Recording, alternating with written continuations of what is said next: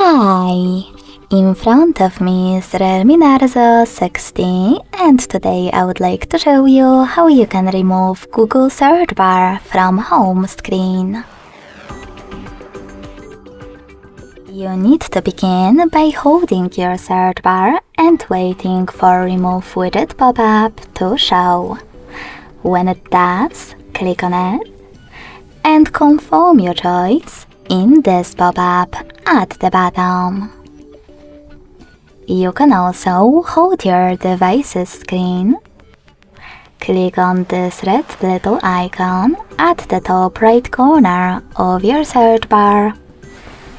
And then confirm your choice in the same pop-up as before. Lastly, tap on Home button. Either way, as you can see, Google search bar was successfully removed.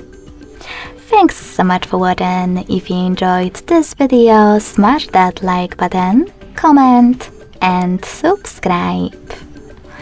Bye!